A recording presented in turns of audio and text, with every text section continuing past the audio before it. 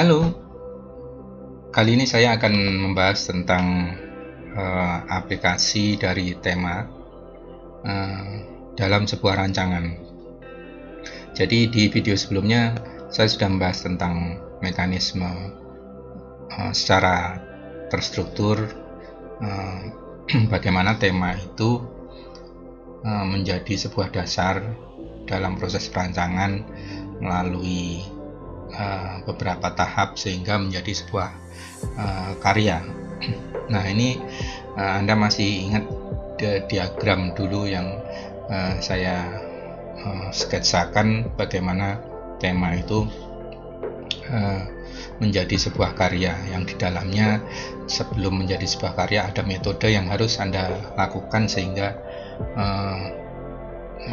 karya tersebut bisa dipertanggungjawabkan secara ilmiah. dan ada keuntungannya ketika karya tersebut bisa dikerjakan secara terstruktur, maka ketika kita membuat sebuah literasinya atau penjelasannya atau paparannya akan jauh lebih mudah, dan tentunya konsistensinya terjaga akan sebuah proses, ya, akan sebuah proses perancangan. Kali ini saya akan membahas tentang aplikasinya, ya. Kalau kemarin secara teori singkat itu seperti itu, mungkin ada baiknya saya memberikan refreshing tentang tentang mekanisme yang terjadi pada saat proses tersebut, ya, yang sebelumnya dalam video sebelumnya konteks tema dalam arsitektur saya membahas ini, ya. Anda masih ingat ini di episode sebelumnya, di video sebelumnya, bahwa saya membahas tentang fakta, isu, dan tema dan seterusnya, dan memberikan gambaran singkat tentang ini, tentang bahwa tema itu harus ada abstraksi, kemudian gagasan, bentuk, konsep, dan seterusnya menjadi sebuah karya. Nah, ada baiknya Anda simak secara perlahan semua yang saya jelaskan ini supaya pemahamannya bisa lebih meresap. Jadi tidak perlu tergesa-gesa karena butuh pemikiran, butuh pemahaman yang pelan-pelan secara mekanisme. Ini nanti akan mempunyai tahap yang cukup banyak. Namun saya berusaha untuk memberikan secara singkat dan semudah mungkin untuk dipahami dengan bahasa yang lebih mudah. Nah, ada beberapa tips yang harus Anda perhatikan ketika Anda merancang, ya, dengan menggunakan tema. Ada beberapa hal yang harus diperhatikan, ya. Anda sebenarnya kalau mau merancang dengan tema tidak terus tanpa menghiraukan aspek-aspek lainnya, hanya mengurusi masalah bentuk secara tunggal.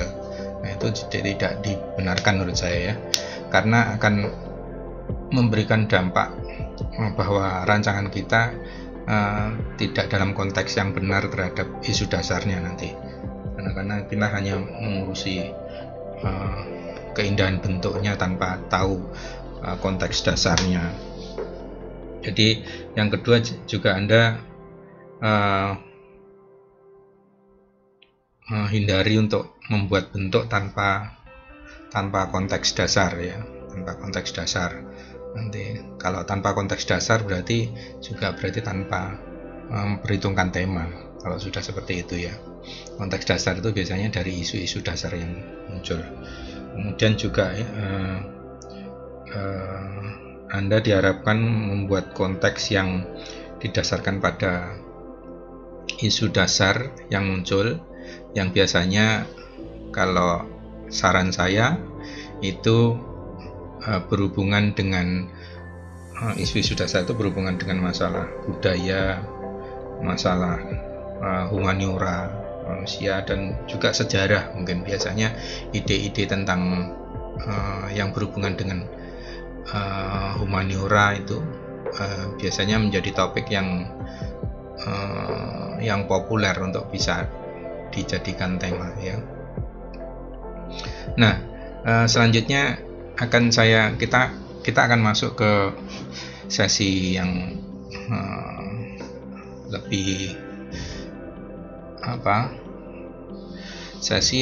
lebih spesifik ya, tentang aplikasi dari sebuah tema dan lain-lainnya yang terdapat di diagram ini. Ada beberapa ini ya, ini nanti kita identifikasi di sebuah karya itu seperti apa.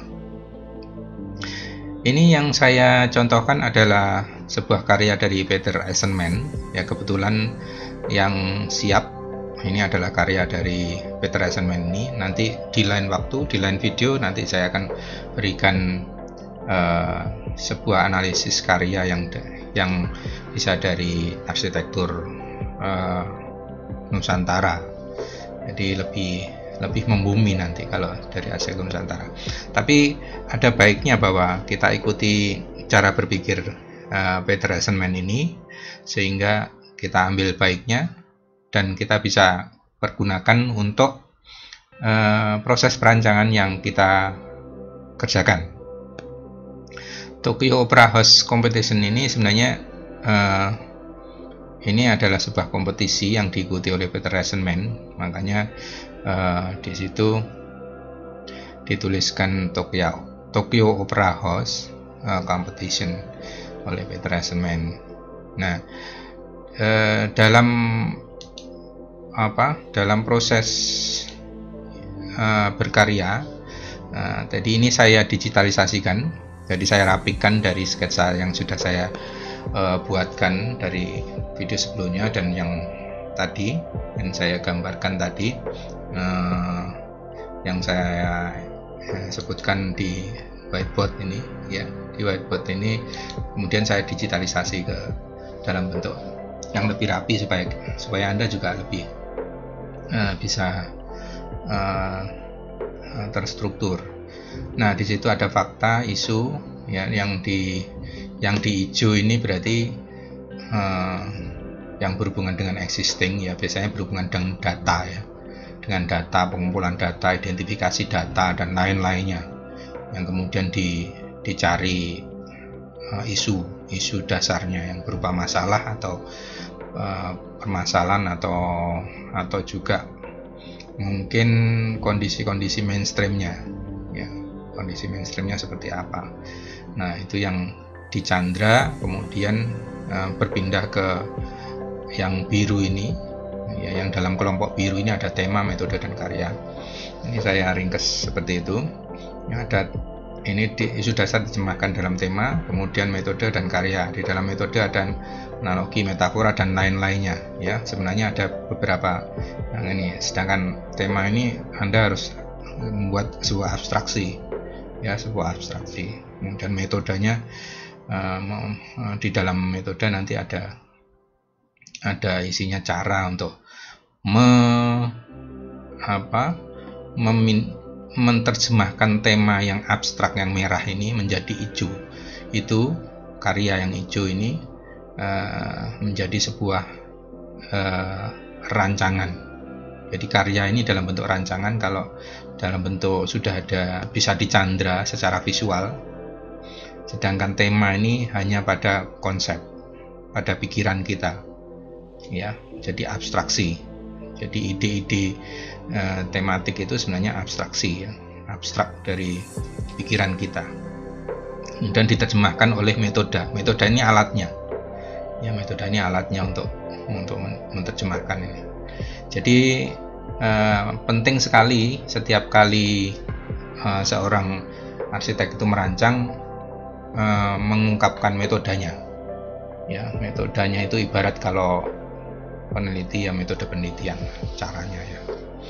Nah, jadi dari langkah ini, di karya ini juga ada gagasan wujud dan konsep dalam arti Konsep itu berarti solusi ya, solusi apa saja yang ditawarkan dengan menjalankan setelah melalui proses yang analogi atau metafora ini kan mesti terjadi bentuk ya, maksudnya terjadi wujud gagasan.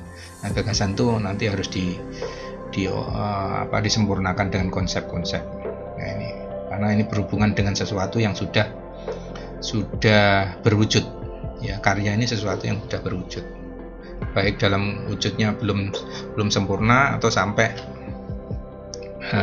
sudah sempurna, itu karya akhir ya.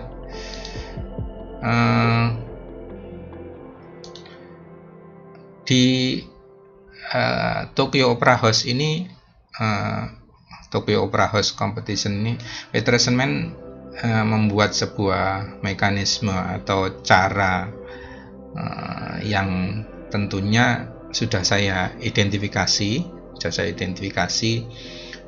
Saya ambil dari bukunya Peter Eisenman, karya-karya Peter Eisenman itu salah satunya ini hanya salah satu saja, tapi sebenarnya banyak karya Eisenman itu yang juga menerapkan tema dan lain-lainnya. Semua sudah saya pelajari, semua bisa menggunakan dengan tema ini. Jadi semua karyanya Eisenman itu semua punya tematik dan prosedur yang jelas tentang metodenya. Dan setiap kali membuat rancangan baru, dia membuat metode baru untuk karyanya. Nah ini abstraksinya seperti ini. Jadi kalau saya bacakan di buku itu, saya terjemahkan bahwa proyek ini mencoba untuk membangun hubungan analogis antara situs pusat budaya baru dan pusat budaya lama di Tokyo yang merupakan tradisi di dunia kekaisaran. Jadi prinsipnya mencoba membuat analogi hubungan. Menganalogkan itu berarti kan mengumpamakan ya, mensejajarkan sesuatu. Jadi karya ini nanti disejajarkan dengan proses hubungan ruang dan waktu ya, yang berjalan antara pusat budaya baru dan pusat budaya lama yang ada di Tokyo dalam ranah kekaisaran. Jadi kekaisarannya itu di kerajaan di Jepang itu mengalami perubahan dari waktu ke waktu, sehingga dan itu digambarkan, dianalogkan dengan sebuah perwujudan di dalam rancangan ini. Serangkaian hubungan analogi antara yang lama dan baru dibangun, pada akhirnya merujuk kembali ke kerajaan kaisar di Kyoto. Jadi ada proses antara Tokyo dan Kyoto itu bolak-balik, dan proses itu direkam dan dianalogkan ke karya ini. Nah, yang dianalogkan apa? Ini nanti kita pelajari. Dulunya bangunan yang menampung teater Noh ini terletak di halaman kerajaan kaisar. Jadi ada situs teater Noh namanya, itu ada sebuah teater yang tempatnya di halaman kerajaan kaisar, dan ini menjadi cikal bakal untuk menjadi embrio atau tolak ukur awal geometri yang dipakai untuk membangun konsep rancangan ini. Nah, semakin menarik mestinya ya. Jadi apakah seperti yang Anda bayangkan bahwa geometrinya itu kotak, kubus, atau segitiga, prisma, piramid, atau bola dan lain-lainnya? Nah, kita lihat nanti. Nah, karena selama ini mungkin bayangan Anda memulai merancang itu biasanya ya geometrikanya yaitu seperti yang platonic solid itu. Ada seperti saya jelaskan sebelumnya bahwa platonic solid itu sebenarnya hanya penyederhanaan bentuk secara keseluruhan dalam pola-pola yang akan mempermudah perancangan. Nah, ini sebenarnya itu. Tapi ketika kita membuat geometri dasarnya tidak sesederhana itu, ya tidak masalah, tidak apa-apa. Dan itu kalau menurut saya justru itu yang lebih menarik, ya, lebih menarik. Nah, ini juga mungkin nanti Anda bisa baca, bisa lihat di karya Peter Eisenman ini. Nah, ini saya perlihatkan.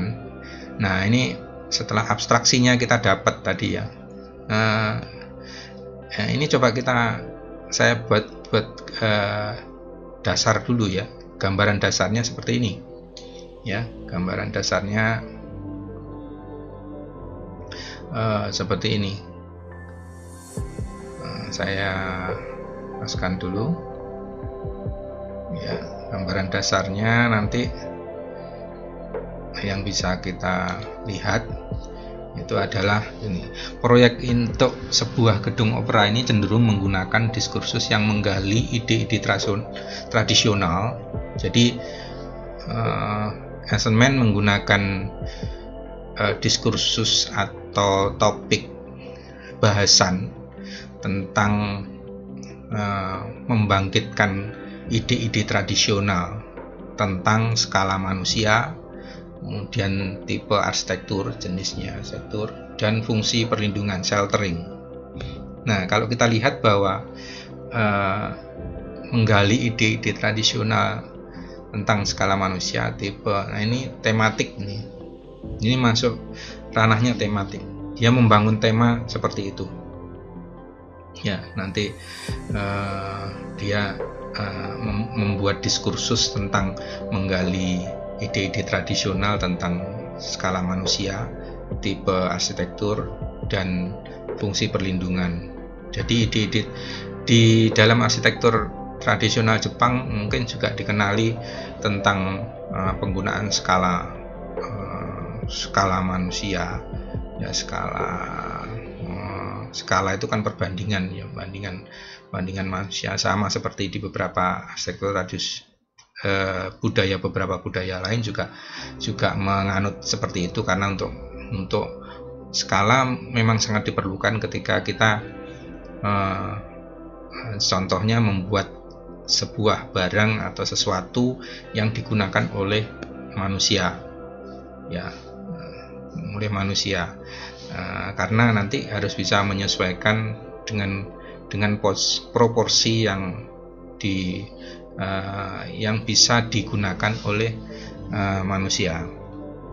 Kemudian tipe arsitektur, ya, tipe arsitektur juga mengalami pertumbuhan dan lain-lainnya, dan fungsi perlindungan, sheltering berarti bisa digunakan di arsitektur tradisional Jepang. Ini termasuk saya kasih mark ini warna merah, ya, ini tematik, berarti dari ini menunjukkan ini kata yang hitam ini sebagai prinsip desain pengorganisasian desain, ya, desain pengorganisasian, prinsip pengorganisasian desain, ini maksudnya seperti itu, untuk menanggapi krisis abad ke-20 dalam antroposentrisme. Nah, ini isu dasarnya ini sebenarnya, ya, dia menganggap bahwa di abad ke-20 itu mungkin berlanjut dengan sampai sekarang, ya, yaitu krisis terhadap antroposentrisme. Jadi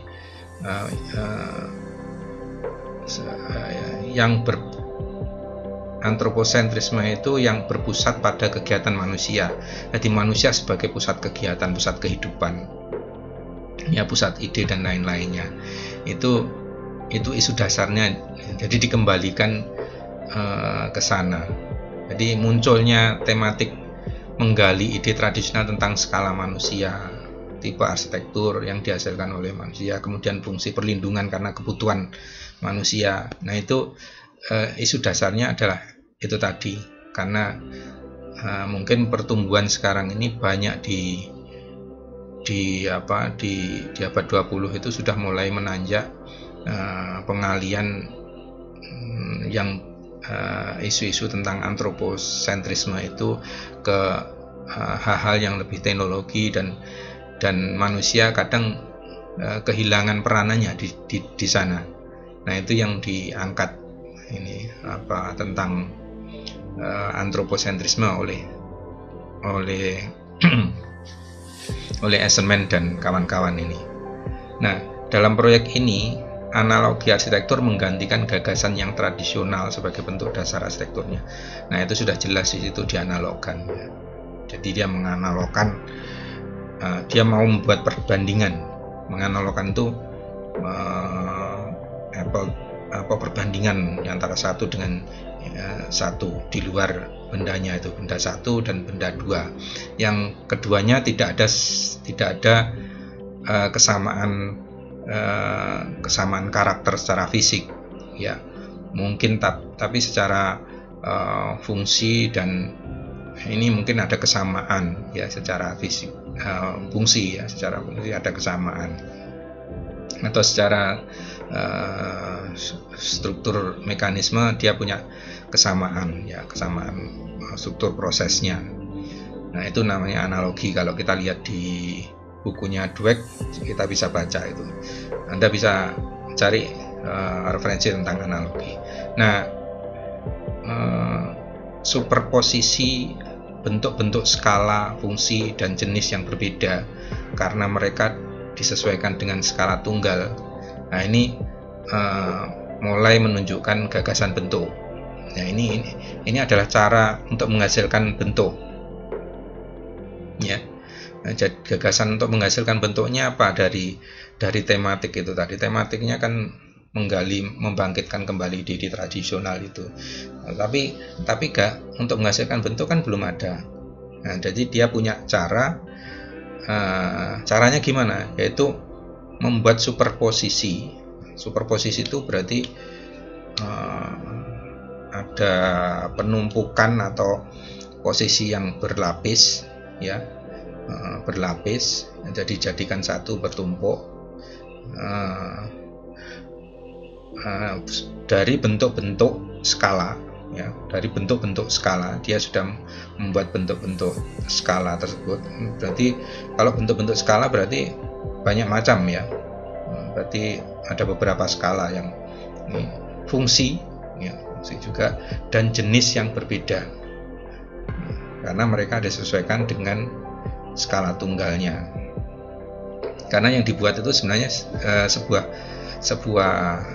bangunan tunggal, ya, bangunan tunggal. Cuman dia mengambil sebuah konteks itu, tematik itu dari ide-ide yang cukup luas, ya, cukup luas. Nah, cukup luas ini sehingga harus ada mekanisme dengan superposisi bentuk-bentuk skala. Jadi gagasan bentuk itu nanti harus merupakan penjelasan secara ekstrinsik, secara terlihat bagaimana menyusun sebuah wujud, yaitu gagasan bentuk. Ya, kalau di tematik kita masih berupa abstraksi, konsepsi, ya. Nah, sudah konsepsi semua. Kalau sudah masuk ke gagasan bentuk, maka harus sudah mulai berhubungan dengan masalah wujud. Nah, wujud. Ya, seperti sempat sebelumnya saya gambarkan di sini kan. Nah, ini kalau sudah ada gagasan itu, maka harus ada, di sini harus ada karya, harus ada wujudnya, ya. Konsep-konsep ini harus ada wujudnya. Nah, yang diungkapkan dalam lapisan yang mungkin dapat dirasakan. Ini saya ambil dari literasi yang ada dari bukunya Eisenman, dan penjelasannya seperti itu, sehingga namun saya coba untuk menerjemahkan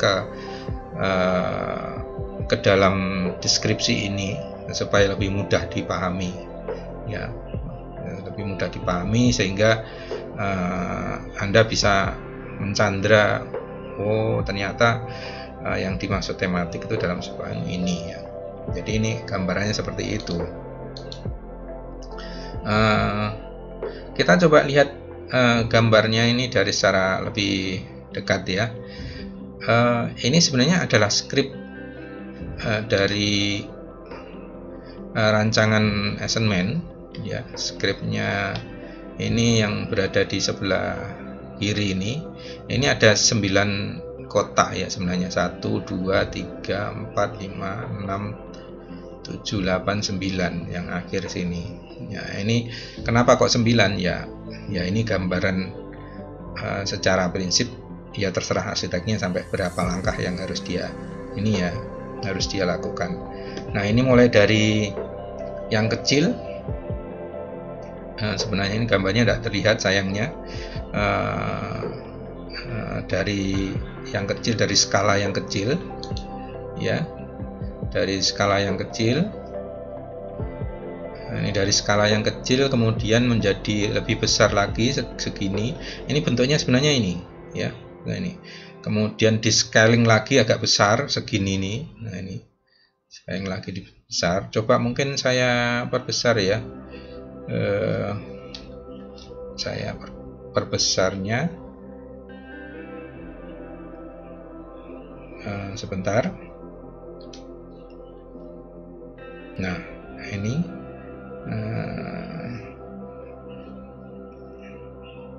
saya perbesar, ya. Nah ini, ya.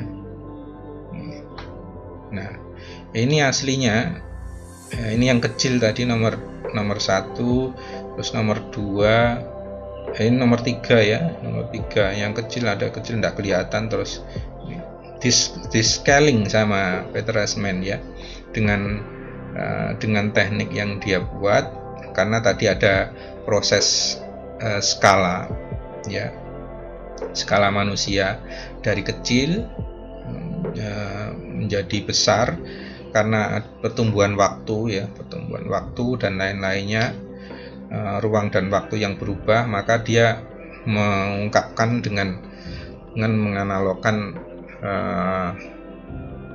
menganalogkan ini dari proses yang kecil menjadi besar. Dan yang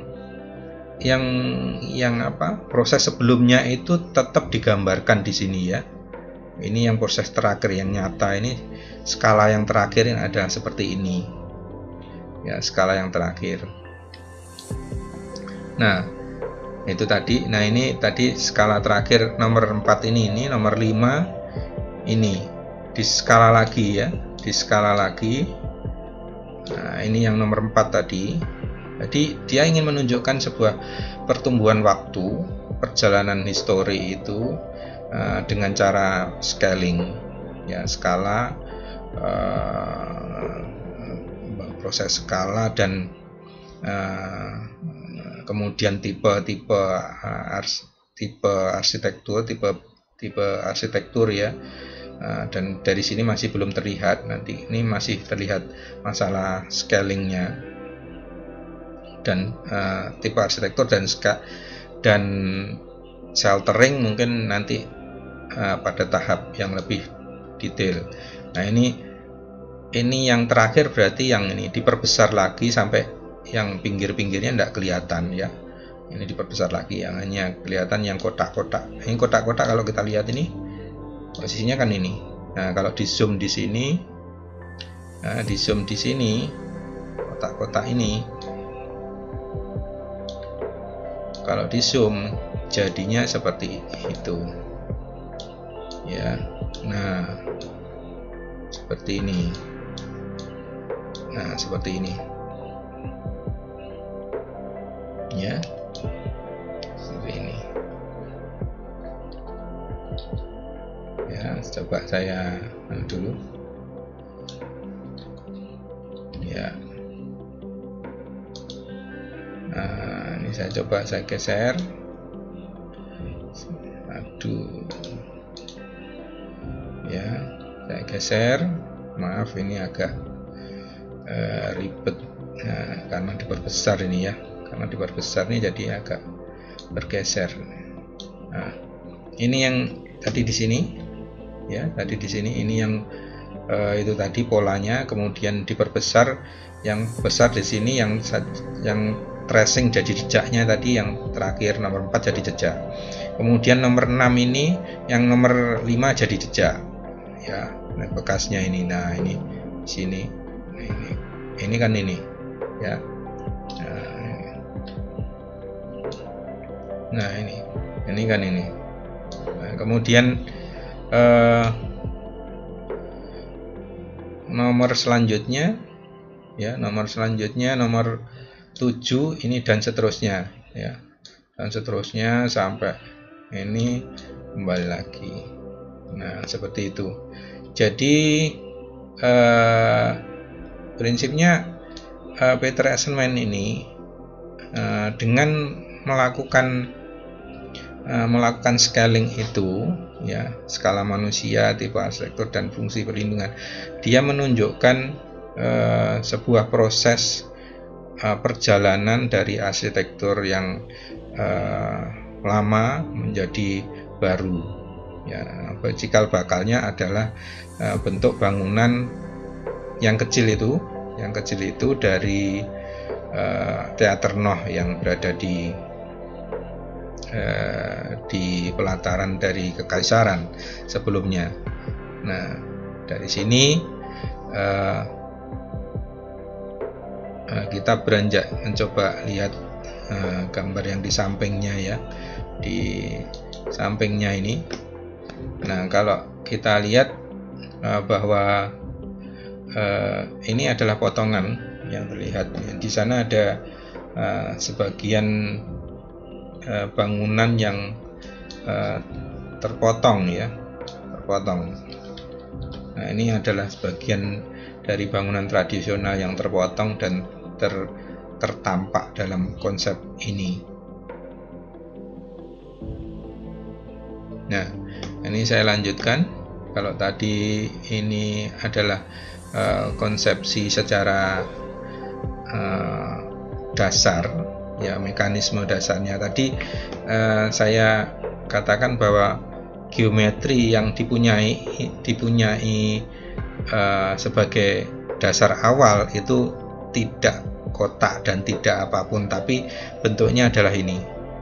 Nah, ini dari skrip dari bentuk yang dulu dikenali dalam kesejarahnya itu, yang bisa di dokumen, yang bisa didokumentasi ya seperti ini, kemudian dijadikan dasar itu. Jadi Anda tidak perlu risau kalau membuat bentuk dasar aslinya itu geometri dasarnya bukan seperti Platonic solid itu, jadi tidak masalah. Nah, sebelum saya jelaskan lebih lanjut, ini analogi dari superimposisi bentuk-bentuk skala. Ini proses penumpukan yang terjadi antara yang lama dan yang baru ya, antara yang 2, 3 ini muncul di 4 ini sebagai jejak yang lama, itu merupakan disuperimposisikan. Jadi dalam skala yang macam-macam ini disuperposisikan, ditumpuk-tumpuk dalam tempat yang sama untuk menggambarkan visualisasi konsep tersebut. Nah, karena mereka disesuaikan dengan skala tunggal yang diungkapkan. Ini karena bangunan sebenarnya yang dibuat itu ada skala tunggal ya. Skala tunggal itu maksudnya bangunan tunggal ya, dan tunggal. Cuman dia mengambilnya dalam kelihatannya seperti kalau Anda lihat di atas tadi, sepertinya kan ini kayak sebuah kawasan ini, padahal ini ya cuman segini tok, ini lahannya ya segini tok ya, dan ini bangunan tunggal. Jadi kalau Anda masih berorientasi membuat desain dengan bangunan tunggal, itu berangkat dari bentuk yang sangat pukal dan jadi satu, itu menurut saya juga nggak terlalu menarik, karena itu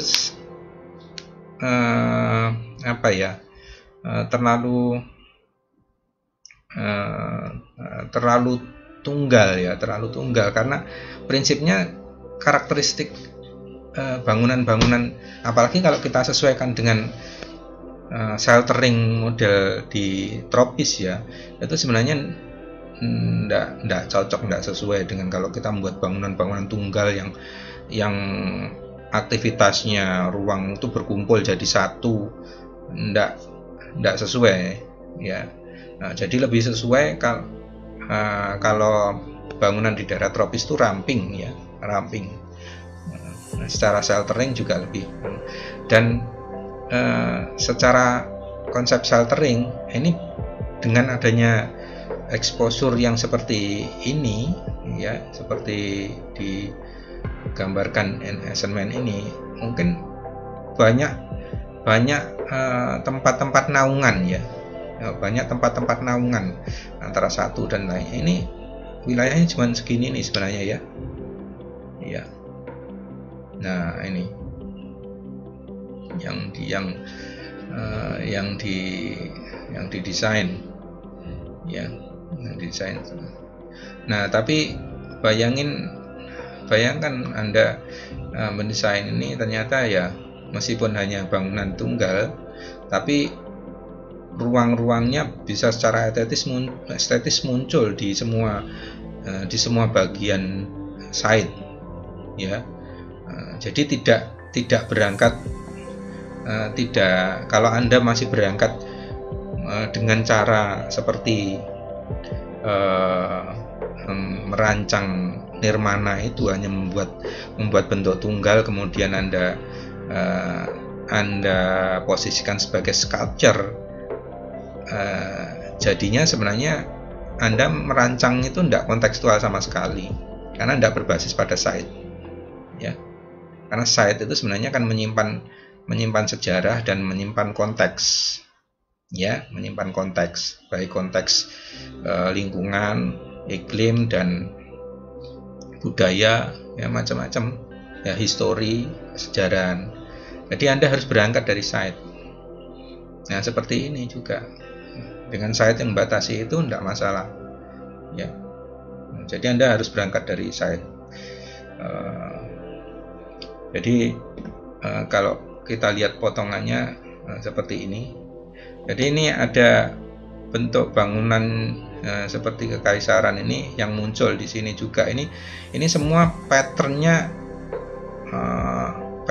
akibat dari proses superposisi tadi ya. Nah, superposisi ini patternnya dari ini proses superposisi ini. Jadi garis-garis ini menjadi pattern untuk membuat sebuah komposisi arsitektural kan, ruang ya, perwujudan ruang. Nah, jadi ada yang dirupakan menumpuk begini, ada yang dari pattern, dari pola itu tadi. Jadi pola itu tadi yang menjadi di-generate, kemudian dijadikan dasar untuk membuat ruang-ruang ini. Jadi geometri seperti yang saya sebutkan dalam beberapa video mengolah geometri dasar ya, geometri dasarnya ini kalau di vector assignment ya, ini geometri dasarnya, garis-garis ini ya. Kalau kemarin kan saya sebutkan, saya contohkan geometri dasar itu dengan platonic solid, yaitu karena untuk mempermudah saja ya, karena yang paling gampang, yang paling sederhana adalah platonic solid itu. Nah, kalau Anda mau yang lebih spesifik dan lebih berkarakteristik terhadap Anda sebagai seorang arsitek yang punya identitas ya, sangat saya sarankan untuk membuat olahan yang seperti dilakukan semen ini, tidak masalah ya. Nah, ini dari sisi lain,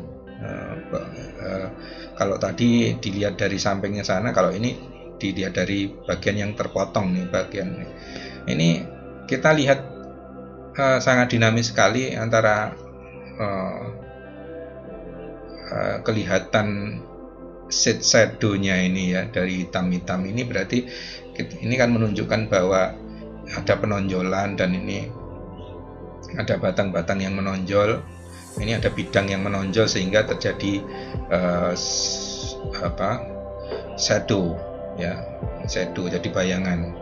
Nah, semakin kita lihat di 3 dimensinya di sini, kalau terkena matahari sinar ya, cahaya, banyak naungan-naungan yang muncul di sana ya, sebagai sheltering ya, dengan kemudian lubang-lubang yang tanpa isian, tanpa ada bentuk yang ngisi, itu menjadi sebuah shelter, perlindungan selain yang di dalam yang terlindung. Tapi bagian-bagian ini kelihatan dinamis sekali dalam proses sheltering. Ya, kalau yang bagaimana dengan denahnya Pak? Nah, denah itu jangan khawatir, karena aktivitas itu bisa menyesuaikan ya. Sebenarnya pengaturan aktivitas program ruang itu bisa di layering, di matchkan dengan posisi ini tadi. Kalau ini sudah Anda secara estetika ruang, teori ruangnya sudah terpenuhi dengan mengolah tematik tadi, Anda bisa masukkan ke diagramatik itu untuk di layering ke bentuk ini ya, dimasukkan di layering ke bentuk itu dengan susunannya. Nanti tinggal mengubah dan menyesuaikan saja sebenarnya. Jadi jangan khawatir kalau tidak bisa semua ya, bisa dilakukan, karena aktivitas diagramatis itu kan bukan denah sebenarnya ya. Yang Anda buat pertama program ruang skematik, diagram skematik itu terhadap hubungan ruang itu sebenarnya kan bukan denah, tapi adalah berhubungan secara bubble diagramatik ya. Nah, itu bisa geser-geser dan luasannya bisa disesuaikan. Nah, nanti bisa disesuaikan di sini. Yang penting Anda secara estetik bisa muncul. Penting loh. Kenapa ada pertanyaan berarti fungsinya tidak bisa maksimal? Bisa maksimal, tidak masalah ya. Karena proses ide dasar ini, tematik ini masih bisa menyesuaikan dengan kondisi skema organisasi ruang. Ya, skema organisasi ruang. Nah, ini dilihat dari yang samping lagi, ini tadi yang kepotong, dan ini adalah susunan. Anda lihat ada naik turun, berarti ini pasti ada terbentuk shadow sheltering ya di mana-mana, dan skala yang antara grade dan besar kecil, scaling ini nampak sekali ya, nampak sekali di sini. Ini kalau Anda lihat ada yang berupa menara Pak, itu yang tinggi menara gini ini ada fungsinya apa enggak? Ya bisa jadi ada fungsinya secara aktivitas, bisa jadi tidak ada fungsinya secara aktivitas ya. Bisa jadi karena dia fungsinya sebagai pelengkap konsep ruang ini ya, estetika ruang ya, bisa jadi seperti itu. Jadi nggak harus dia harus dipakai yang untuk aktivitas apa yang harus berfungsi dan berdaya guna dan enggak ya. Nah, karena tingkatan efisiensi dan kepentingan estetika ruang pada masing-masing desain itu berbeda ya. Berarti kalau enggak dipakai dan menghabiskan energi ya boros dong Pak secara energi ya itu kan relatif. Jadi nanti maksudnya, makanya ketika saya bilang bahwa masing-masing desain itu punya batasan tersendiri tentang masalah dia kemampuan untuk sustainable, itu masing-masing bisa sendiri-sendiri. Tapi semua itu bisa diusahakan ya, tidak masalah. Yang penting kalau di sini bahwa Peter Eisenman bisa membuat sebuah konfigurasi ruang yang sangat menarik ya. Kalau kita lihat di ini ya, ini pola-pola pattern ini juga, ini apakah hanya sebuah pattern? Kalau saya lihat sih memang itu sebuah pattern ya, pattern untuk membentuk ruang itu supaya estetis ya. Dan mungkin juga bisa difungsikan untuk dengan beberapa material yang berbeda. Umpamanya ini material yang transparan, bisa jadi seperti itu ya, bisa jadi seperti itu kan. Yang penting ide ruangnya ini bisa muncul ya, bisa muncul secara baik ya. Ini terjadi kalau Anda lihat ada berlapis-lapis ya, ada lapisan di bawahnya, kemudian atasnya yang bertumpuk-tumpuk ya. Dan itu memang filosofinya memang dibuat seperti itu. Jadi prosesnya menghasilkan bentuk tadi sudah kelihatan sebenarnya dari pola geometrik yang dibentuk dengan superimposisi, itu kemudian di generate, diolah. Ini ada yang muncul, ada yang tenggelam, ada yang ini masing-masing diwujudkan untuk membentuk ruang 3 dimensi, dan hasilnya memang cukup menarik. Tidak semua bagian ini juga berfungsi seperti yang Anda bayangkan untuk fungsi aktivitas, tetapi fungsi estetik dia bisa didapatkan karena memang tujuannya seperti itu. Jadi overall secara keseluruhan bahwa desain dari Peter Eisenman ini ya, desain dari Peter Eisenman ini memang cukup menarik ya, cukup menarik, sehingga kalau kita bisa meniru, paling tidak meniru tekniknya ya, itu di awal perancangan ini, di awal-awal Anda membuat sebuah metode perancangan, karena prinsipnya bahwa Anda setiap kali merancang itu membuat metode ya, membuat cara baru, membuat teori baru tentang merancang. Teori baru merancang itu berarti teori untuk menghasilkan bentuk ya. Setiap kali Anda merancang berarti Anda menelurkan sebuah teori.